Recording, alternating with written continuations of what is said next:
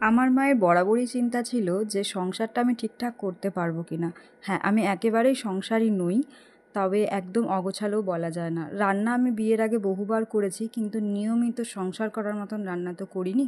যারা নিয়মিত রান্না করে তাদের ক্ষেত্রে একটা চ্যালেঞ্জিং ব্যাপার হচ্ছে কী রান্না করব, যেটা ভাবতে বসতে হয় আগের দিন রাতে বা আগের দিন ঠিক থাকতেই ভেবে রাখতে হয়।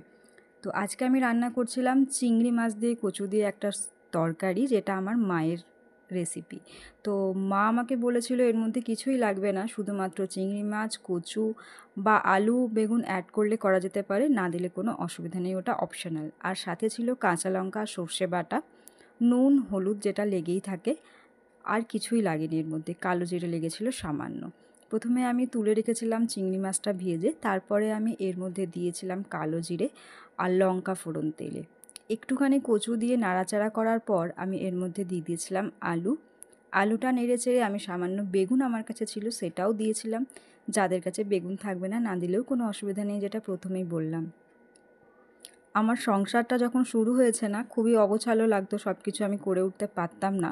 এখন আমি সবটাই পারি, কিন্তু যেটা পারি না সেটা হচ্ছে ভেবে উঠতে পারি না আমি প্রতিদিন কী রান্না করব। তো এরকম সিম্পল রান্না থাকলে ব্যাপারটা খুব সহজ হয়ে যায়।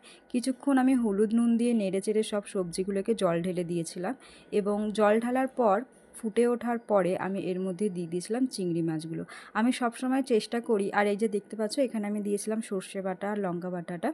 আমি সবসময় চেষ্টা করি যে আমি প্রতিটা রান্না যেগুলো কুক হতে একটু টাইম লাগে, যদি প্রেশার কুকারে করতে পারি তাতে আমার গ্যাসটা সঞ্চয় হয়। আমি খুব পছন্দ করি সঞ্চয় করা। আমি খাবার দিক থেকে কঞ্জুসি করতে পারি না, তো আমি এই সমস্ত ব্যাপারগুলো, ইলেকট্রিসিটি কম খরচা করা বা গ্যাস কম খরচা করা, এগুলো চেষ্টা করে থাকি। যেটা পারি না করি না, যেটা পারবো সেটা করার চেষ্টা করি। তো চিংড়ি মাছগুলো দেওয়ার পরে আমি এটা পুরোপুরি প্রেশার কুকারে দিয়ে দিয়েছিলাম, এবং 3টে সিটি দিয়ে নিয়েছিলাম। প্রপার কুক হয়েছিল আর খেতে হয়েছিল দারুণ। তো কম সময়ের মধ্যে যদি একটা